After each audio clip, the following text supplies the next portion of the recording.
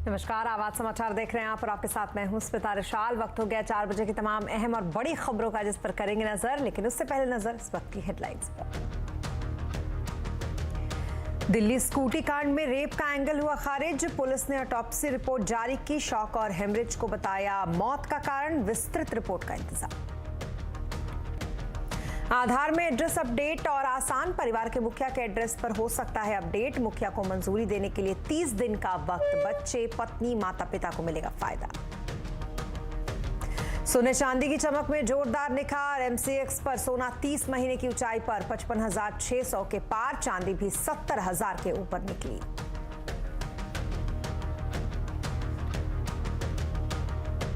कारोबारी हफ्ते के दूसरे दिन सीमित दायरे में बाजार। सेंसेक्स 126 और निफ्टी 35 अंक चढ़ा। मिड और स्मॉल कैप पर बढ़त।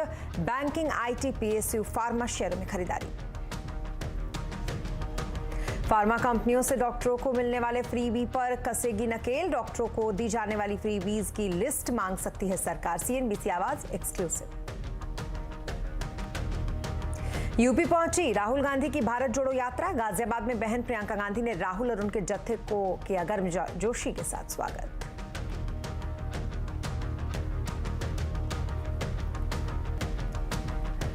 बुलेटिन की शुरुआत दिल्ली के कांझावाल में युवती की जघन्य और संदिग्ध मौत से, जिसका सस्पेंस खत्म होने के बजाय और बढ़ता जा रहा है।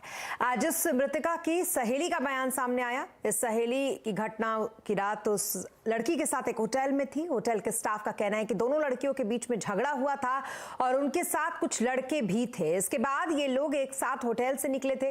होटल के सीसीटीवी फुटेज में दोनों लड़कियां एक साथ स्कूटी से निकलती हुई दिखाई भी दे रही हैं। इस सहेली के इस बयान जो दिया है उसके मुताबिक स्कूटी में कार की टक्कर के वक्त वो भी स्कूटी पर थी। उसकी सहेली गाड़ी के नीचे आ गई। वो डर गई थी, इसलिए वहां से भाग निकली। मृतक लड़की की पोस्टमार्टम रिपोर्ट के बारे में भी खबर आई है। इसमें सेक्सुअल असॉल्ट या रेप जैसी किसी आशंका की पुष्टि अभी फिलहाल नहीं होती है। कुल मिलाकर एक्सीडेंट के तौर पर शुरू हुआ ये केस अब एक रहस्यमय गुत्थी बनता जा रहा है। तो वहीं 31 दिसंबर की रात दोनों लड़कियों के जिस होटल रूम में बुक किया था, वहां उनको सर्विस देने वाले लड़के ने आज मीडिया से बातचीत की। वो आए थे, अपना चेक इन लिया। 7 बजे के बाद ही आए थे वो। फिर वो लड़की थी, दोनों लड़कियां थी। वो उन्होंने ड्रिंक वगैरह कर रखी थी, आपसी में लड़ रहे थे वो। अब ये तो पता नहीं किस बात पे लड़ाई थी। हमने बोला भी था कि लड़ाई मत करो, अब मैं आसपास के गेस्ट डिस्टर्ब हो रहे हैं। फिर वो 12 बजे के बाद अपना चले गए थे। दोनों लड़कियां थी, उनके साथ कोई और भी लोग? और कोई नहीं था, बस वो वही दो थे। दोनों ने ड्रिंक कर रखी? हाँ जी। किस बात पे लड़ाई हुई? अब ये तो हमें भी नहीं पता किस बात पे, उनके आपसे पर्सनल मैटर। आप लोगों ने उनको ड्रिंक करते हुए देखा? मतलब स्मेल आ रही थी उनके मुंह से। स्मेल आ रही थी। अच्छा, फिर झगड़ा कितने बजे शुरू हुआ? ये झगड़ा 9 बजे के बाद ही हुआ था शुरू। 9 बजे के बाद? हाँ, काफी टाइम तक इनका झगड़ा होता रहा, शांत होता रहा, फिर लड़ते रहे, शांत होता रहा, ऐसे चल रहा था उनका। ये भी आया था कि शायद बीच में कोई एक चली गई थी? हाँ, एक चली गई थी थोड़ी देर के लिए, फिर वो आ गई थी वापसी, फिर उसके बाद वो चली गई थी। अच्छा, दोनों चली। याद कैसे है इतनी चीजें? मतलब आप पहले भी कभी वो आई हो या कभी यहाँ पे? नहीं, पहले तो नहीं देखा हमने, इधर ही देखा था क्योंकि उन्हीं की लड़ाई हो रही थी ज्यादा उसी और इसी चक्कर। अच्छा, लेकिन लड़ाई किस वजह से हुई ये नहीं पता। अच्छा, और कितने बजे वो लोग गए यहाँ से? ये 12 बजे के बाद ही गए थे, न्यू ईयर लगने के बाद ही गए थे, इतना पता। पुलिस आई थी यहाँ पे? नहीं। अब आई थी, कल आई थी। वो डीवीआर वगैरह रजिस्टर वगैरह ले गई। आप लोगों से कुछ बात की? नहीं, हमसे कुछ नहीं करी, वो बड़े मैनेजर से ही करते। और इस केस का अपडेट लेते हैं। हमारे सहयोगी मानवेंद्र यादव इस वक्त हमारे साथ हैं। मानवेंद्र, इस वक्त कंचनवाल में मृतक लड़की के घर पर मौजूद है। मानवेंद्र, ये केस सुलझने के बजाय और उलझता जा रहा है। कंचनवाला में किस तरीके की चर्चा फिलहाल चल रही है? बिल्कुल, कंझावाला मामले में एक के बाद एक नए खुलासे हो रहे हैं। आज सुबह तड़के एक नया सीसीटीवी सामने आया, जिसमें ये बात निकलकर सामने आई कि जो पीड़िता थी उसके साथ घटना के वक्त उसकी एक मित्र भी मौजूद थी, उसकी एक महिला मित्र भी साथ में थी। और इन दोनों का जो सीसीटीवी है वो एक होटल के कैमरे में दर्ज हुई तस्वीरें हैं, जिसमें यह साफ देखा जा सकता है कि दोनों युवतियां होटल के बाहर सड़क पर लड़ते हुए दिखाई दे रही थी। लेकिन अब कहीं ना कहीं इस मामले में एक नया खुलासा यह भी हुआ है, क्योंकि जो पोस्टमार्टम रिपोर्ट है उसकी जानकारी पीड़िता के परिवार को दे दी गई है और ये कहा जा रहा है कि 10 पन्ने की पोस्टमार्टम रिपोर्ट है और उसमें ये पुष्टि कर दी गई है कि सेक्सुअल असॉल्ट नहीं हुआ है पीड़िता पर, जो मृतका थी उसके ऊपर। लेकिन बात ये भी साफ कर दी गई है कि सड़क पर घसीटने से मौत हुई है और वहीं आगे अगर किसी तरह की जांच करने की जरूरत पड़ती है तो उसके लिए मृतका के स्वैब और जीन्स को सुरक्षित रखा गया। यानी जिस बात का अंदेशा लगाया जा रहा था, तमाम तरीके से लोग आरोप लगा रहे थे पुलिस पर कि आरोपियों को बचाने की कोशिश की जा रही है, तो पोस्टमार्टम रिपोर्ट से ये बात साफ हो गई है कि पीड़िता ने जो घटना हुई तो उसमें सेक्सुअल असॉल्ट नहीं था, ये एक हादसा था। तो अब देखना ये होगा कि जांच किस ओर जाती है, क्योंकि दिल्ली पुलिस तमाम तरीके से इस एंगल की इस मामले की हर एंगल से पड़ताल कर रही थी। और अगर तस्वीर आप देखें तो फिलहाल ये वो जगह है जहां पर पीड़िता अपने परिवार के साथ रहती थी और इसी इलाके में थोड़ी सी दूरी पर उस पीड़िता का घर है। तो फिलहाल यहां पर पुलिस ने इस पूरे इलाके को छावनी में तब्दील कर दिया है और फिलहाल यहां पर चप्पे चप्पे पर पुलिस तैनात है। जी, बहुत शुक्रिया तमाम डिटेल्स के लिए आपका मानवेंद्र। और आगे बढ़ेंगे खबरों में। और बात दूसरी, अगर आपके पास खुद का कोई डॉक्यूमेंट नहीं है और आपको अपना आधार कार्ड को अपडेट कराना है तो टेंशन मत लीजिए, क्योंकि अब आप अपने परिवार के मुखिया के एड्रेस की मदद से आधार अपडेट करवा सकते हैं। आधार अथॉरिटी ने परिवार के हेड की मंजूरी के बाद आधार अपडेट करने की सुविधा शुरू की है। इस पूरी खबर के लिए हमारे साथ जुड़ रहे हैं असीम मनचंदा। असीम, बताएं पूरी खबर क्या है पूरा ये प्रोसेस? देखिए, अक्सर ऐसा देखा गया कि बहुत सारे लोग अपना एड्रेस आधार कार्ड में अपडेट कराना चाहते हैं, लेकिन उनके पास सपोर्टिंग डॉक्यूमेंट नहीं होते हैं। अब आधार अथॉरिटी ने इसको काफी आसान बना दिया है। आप अपने परिवार के मुखिया के आधार कार्ड के आधार पर ही अपना एड्रेस अपडेट करा सकते हैं। ये कैसे होगा? आपको आधार की वेबसाइट पर जाना पड़ेगा, आपको अपना एड्रेस अपडेट वहां पर करने की रिक्वेस्ट डालनी पड़ेगी और वहां पर अपने परिवार के मुखिया का आधार कार्ड जो है देना पड़ेगा। तो वहां पर एक आपकी रिक्वेस्ट क्रिएट हो जाएगी। आपको वहां पर बताने की जरूरत नहीं है कि आपका किस तरह का रिलेशन है या उसके कोई सपोर्टिंग डॉक्यूमेंट आपको देने की जरूरत नहीं है। आप सेल्फ डिक्लेरेशन दे सकते हैं और उसके बाद आपके परिवार के मुखिया के पास 30 दिन का वक्त रहेगा कि उस रिक्वेस्ट को एक्सेप्ट करे या रिजेक्ट करे। एक बार अगर आपके परिवार का मुखिया उसको एक्सेप्ट कर लेता तो आपके आधार कार्ड में एड्रेस ऑटोमेटिकली अपडेट हो जाएगा। तो ये काफी आसान हो जाएगा, खासतौर पर जिन माता पिता के बच्चे हैं या फिर जिन बच्चों के माता पिता उनके साथ रहते हैं, उनकी पत्नी रहती है, तो उनके पास सपोर्टिंग डॉक्यूमेंट नहीं है, तो आसानी से अपना आधार कार्ड में एड्रेस अपडेट इस नई स्कीम के जरिए करा सकते हैं। जी, बहुत शुक्रिया तमाम डिटेल्स के लिए असीम आपका। और अब बात करते हैं मार्केट की। कारोबारी हफ्ते के दूसरे दिन दायरे में बाजार रहा। Mid cap small cap index बढ़त पर बंद हुए। सेंसेक्स 126 पॉइंट चढ़कर 61,294 पर बंद हुआ, तो वही निफ्टी 35 पॉइंट चढ़कर 18,233 पर बंद हुआ। आज सबसे ज्यादा खरीदारी बैंकिंग शेयरों में रही। आइए मार्केट का पूरा हाल समझते हैं यातिन से। यातिन, सबसे पहले बताइए मार्केट के आज के हाईलाइट्स क्या क्या रहे? तो आज मार्केट एक सीमित दायरे में कारोबार कर रहा था। ऑब्वियसली एक गैप डाउन के बाद जब डाउ फ्यूचर्स में सुधार आया, आपको आखिर के आधे घंटे में खरीदारी आती हुई नजर आई। इनफैक्ट आज निफ्टी बैंक, मिड कैप्स और स्मॉल कैप्स ने आउट परफॉर्म किया। और जहां तक कि बाजार का सवाल है, एडवांस डिक्लाइन रेशियो भी आपको करीब करीब 4:3 आता हुआ नजर आया, यानी 4 स्टॉक्स बढ़ने वाले थे और 3 स्टॉक्स गिरने वाले थे। ओवरऑल अगर हम देखें तो बाजार में टर्नओवर जो था, वॉल्यूम जो था, वो काफ़ी कम था।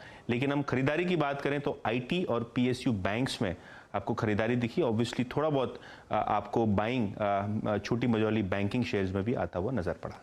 जी, इसके अलावा सेक्टर्स का क्या हाल रहा? कहां पर सुस्ती और कहां पर तेजी? तो जहाँ तक कि निफ्टी गेनर्स का सवाल है, ऑब्वियसली यहाँ आपको काफ़ी सारे आईटी शेयर्स दिखाई देंगे, खास करके टीसीएस, इन्फोसिस जैसे शेयर्स में फर्स्ट हाफ में खरीदारी थी।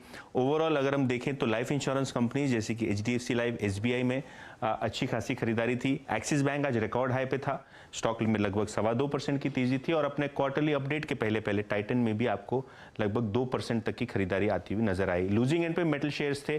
जेएसडब्ल्यू स्टील आपको 1% नीचे दिखेगा, हिंडाल्को 1.5% नीचे दिखेगा। ऑटो शेयर्स में से एमएनएम टॉप लूजर था और ब्रिटानिया में भी लगभग 1% की कटौती आपको नजर आई। मिड कैप्स में काफी सारा एक्शन आपको पीएफसी के शेयर में दिखेगा, क्योंकि पीएफसी आरईसी दोनों ही शेयर्स 52 वीक हाई पे हैं।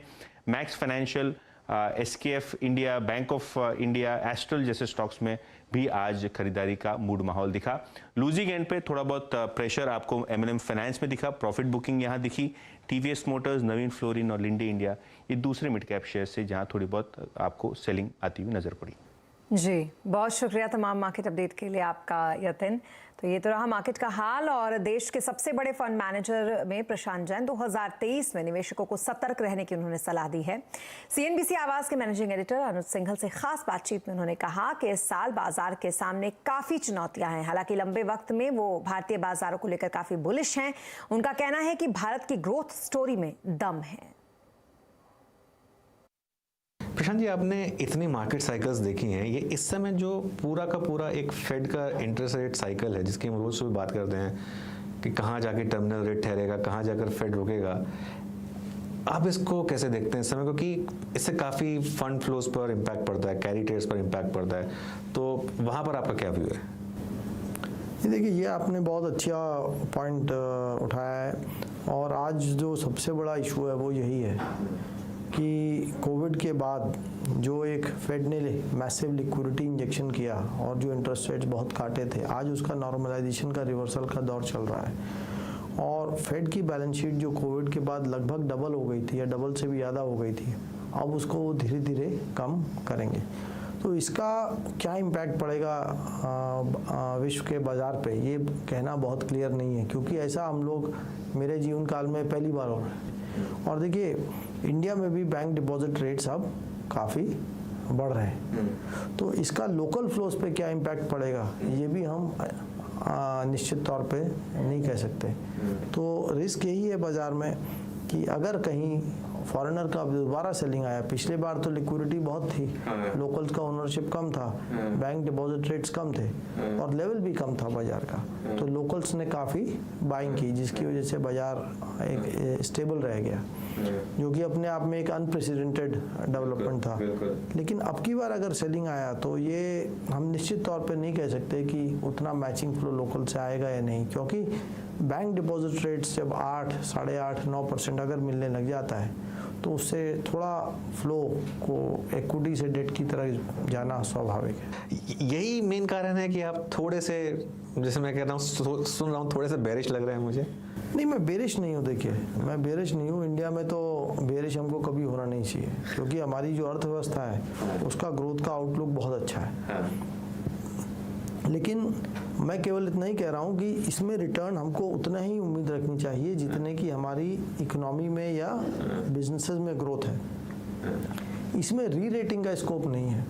तो इसमें एक जो सामान्य रिटर्न है, कंपाउंडिंग रिटर्न है, वो इसकी हमें 3-5 साल में पूरी उम्मीद रखनी चाहिए। इक्विटी में जो बड़ा पैसा बनता है वो समय के साथ ही बनता है। बिल्कुल। तो ये हमारी इकोनॉमी में, हमारे इंडेक्स में वो क्षमता है कि हर 5-6 साल में पैसा फिर हमारा डबल करता जाए। और अब बात सोने चांदी की। दरअसल 2023 में सोने चांदी की चमक बढ़ गई है। एमसीएक्स पर सोना 30 महीने की ऊंचाई पर पहुंच गया है। ऑल टाइम हाई से सोना करीब 400 रुपए नीचे है, तो वहीं चांदी 18 महीने की ऊंचाई पर है। क्या है पूरी खबर, आइए जानते हैं हमारे सहयोगी और कम्युनिटी एक्सपर्ट मनीषा गुप्ता से। मनीषा जी बताइए, सोना चांदी तो खूब शाइन कर रहा है। जी हाँ, सोने चांदी में चमक बरकरार है और नए हाईज हमने यहाँ पर बनते हुए देखे हैं, स्पेशली सोने के लिए, जहाँ पर अंतर्राष्ट्रीय बाजारों में कॉमेक्स गोल्ड 6 महीने के हाईज पर है, लेकिन भारतीय बाजारों में रुपए की गिरावट की वजह से 30 महीने के हाईज के साथ हम कारोबार कर रहे हैं। पिछले क्वार्टर की अगर बात करें तो ये जून 2022 के बाद सबसे बेहतरीन क्वार्टर था और इस नए साल, नए महीने, नए क्वार्टर की शुरुआत यहाँ पर अच्छी खासी तेजी के साथ फिर से हुई है। सोना ही नहीं, अगर आप चांदी देखें तो यहाँ भी 18 महीने के हाईज पर कारोबार हो रहा है। 71,000 रुपए प्रति किलो के लेवल्स हम यहाँ पर बड़ी आसानी से निकलते हुए नजर आए हैं। 3-4 चीज़ें जिनका फायदा यहाँ पर सोने और चांदी दोनों को हुआ है। एक तो ये कि डॉलर इंडेक्स में लगातार गिरावट है और अब भी 104 के आसपास यहाँ पर कारोबार है। दूसरी बड़ी बात है कि 90% अब ये प्रोबेबिलिटी बनती जा रही है कि जो फरवरी में यूएस फेड की मीटिंग होगी वहाँ पर हम सिर्फ 25 बेसिस पॉइंट की ही रेट हाइक आता हुआ देखेंगे। लेकिन उससे पहले कल बाजार यहाँ पर यूएस के दिसंबर फेड मीटिंग के जो मिनट्स रेट्स हैं वो जो जारी होंगे उस पर नज़र ज़रूर रखेगा। बॉन्ड यील्ड्स में जो बढ़त है उसका भी थोड़ा सा प्रेशर यहाँ पर शायद प्राइसेस में देखने को मिल सकता है। और ऑफ कोर्स थोड़ी सी क्लियरली बहुत स्ट्रेट लाइन यहाँ पर सोने चांदी की बढ़त की नहीं होगी, तो कुछ बहुत आप मूवमेंट यहाँ पर आता हुआ देखेंगे, लेकिन स्ट्रक्चरल डायरेक्शनल जो गेन्स हैं वो बाजार को लगता है कि हम यहाँ पर होल्ड होता हुआ देखेंगे। तो सोने में यहाँ पर 1850 1860 जैसे इमीडिएट रेजिस्टेंस लेवल्स हैं। चांदी में बाजार मानता है कि बहुत ईजीली अगर आप यहाँ पर 72 साढ़े 72 के लेवल्स निकलते हुए देखें तो नए हाईज यहाँ पर आपको फिर बनते हुए नजर आएंगे। जी, बहुत शुक्रिया तमाम डिटेल्स के लिए मनीषा जी आपका। और मार्केटिंग के नाम पर फार्मा कंपनियों और डॉक्टरों के अनैतिक गठजोड़ पर नकेल कसने वाली है सरकार। सूत्रों के मुताबिक जल्द ही डॉक्टरों को दिए जाने वाले फ्रीबीज की डिटेल्ड लिस्ट फार्मा कंपनियों से मांगी जा सकती है। डिटेल लेते हैं इस खबर पर आलोक प्रियदर्शी से। आलोक, क्या कुछ है सरकार की तैयारी फ्रीबीज पर? बिल्कुल, देखिए, फार्मा कंपनियों से फ्रीबीज यानी कि कैश एंड काइंड में गिफ्ट्स और महंगे फॉरेन टूर्स लेकर जो डॉक्टर्स कंपनियों के ब्रांड को प्रमोट करते हैं और मरीजों को उनकी दवाइयां लिखते हैं, उन पर बड़ी नकेल कसने की तैयारी चल रही है। सीएनबीसी आवाज को सूत्रों से जानकारी मिली है कि जो हेल्थ मिनिस्ट्री की गठित कमेटी है वो अब फार्मा कंपनियों को निर्देश दे सकती है कि वो जो मार्केटिंग प्रैक्टिसेस में होने वाले खर्च हैं उसके साथ साथ उन डॉक्टरों की भी लिस्ट मुहैया कराएं जिनको वो इस तरह के फ्रीबीज मुहैया कराते हैं। माना जा रहा है कि एक बहुत बड़ा डेटरेंट हो सकता है, क्योंकि अभी तक सिर्फ कंपनियां जो भी मार्केटिंग प्रैक्टिसेस हैं उस पर होने वाले खर्चे को अपने बैलेंस शीट में एकमुश्त दिखाती हैं, लेकिन अगर ये लिस्ट मिल जाती है तो इस पर तमाम एजेंसियां डॉक्टरों पर नजर रखी जा सकती है। माना जा रहा है कि जो नीति आयोग के मेंबर हेल्थ की अध्यक्षता वाली कमेटी है, जिसमें कि हेल्थ एवं फार्मा सचिव के साथ साथ सीबीडीटी चेयरमैन भी मेंबर हैं, ये सुझाव उनकी तरफ से आया हुआ है और ये कहा जा रहा है कि इससे जो इनकम टैक्स है वो डॉक्टरों पर भी लगाई जा सकती है, क्योंकि वो अगर कोई भी गिफ्ट फार्मा कंपनियों से लेते हैं तो वो टैक्सेबल होगा और इस तरह से जो डॉक्टर्स हैं उनका नाम पब्लिक भी हो सकेगा, जिससे कि ये जो प्रैक्टिस है डॉक्टर और फार्मा कंपनियों के बीच में जो अनइथिकल नेक्सस होता है उस पर लगाम लगाई जा सकेगी। अब ब्रेक के बाद एक बार फिर आपका स्वागत है। और तवांग में चीन और भारत की झड़प के बाद रक्षा मंत्री राजनाथ सिंह आज पहली बार अरुणाचल प्रदेश पहुंचे। अरुणाचल के सियांग जिले में उन्होंने बीआरओ यानी कि बॉर्डर रोड ऑर्गेनाइजेशन की तरफ से बनाई गई 724 करोड़ रुपए की लागत वाली सियोम पुल समेत 28 प्रोजेक्ट का उद्घाटन किया। रक्षा मंत्री ने इशारों में चीन को कड़ा संदेश दिया। भारत शांति के साथ साथ शक्ति का भी उपासक है। यदि कोई हमारी इस सदाशयता या शांति प्रियता को हमारी कमजोरी समझने लगे तो मैं उसे बताना चाहूंगा कि हम शांति के उपासक तो हैं ही, हम शक्ति के भी उपासक हैं। भगवान श्री कृष्ण ने भी श्रीमद् भागवत गीता में हमें धर्म की रक्षा के लिए न्याय और सत्य की रक्षा के लिए युद्ध करने की प्रेरणा दी है। और कांग्रेस की भारत जोड़ो यात्रा आज दिल्ली से यूपी में एंटर कर गई। यूपी में इस यात्रा की शुरुआत गाजियाबाद जिले की लोनी विधानसभा से हुई। पिछले साल सितंबर में तमिलनाडु से शुरू हुई भारत जोड़ो यात्रा अब देश के सबसे बड़े और राजनीतिक के लिहाज से सबसे अहम उत्तर प्रदेश में है। जब राहुल गांधी दिल्ली से यूपी में दाखिल हुए तो उनकी बहन प्रियंका गांधी भी उनके साथ जुड़ी। इस मौके पर प्रियंका गांधी ने राहुल गांधी के साथ मंच भी साझा किया। प्रियंका ने अपने भाषण में राहुल गांधी की तारीफ की। और मेरे बड़े भाई देखो,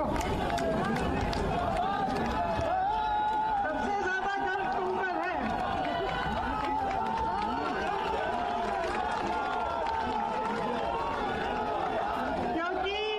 क्योंकि पूरा सत्ता का जोर लगाया गया। सरकार ने 1000 करोड़ रुपए खर्चे इनकी छवि को खराब करने के लिए, लेकिन ये सच्चाई से पीछे हटे नहीं। इन पे एजेंसियां लगाई गई, ये डरे नहीं, योद्धा है। और कांग्रेस की भारत जोड़ो यात्रा क्या विपक्ष को जोड़ पाएगी? आज आवाज अड्डा में इसी पर करेंगे चर्चा शाम 7:57 पर।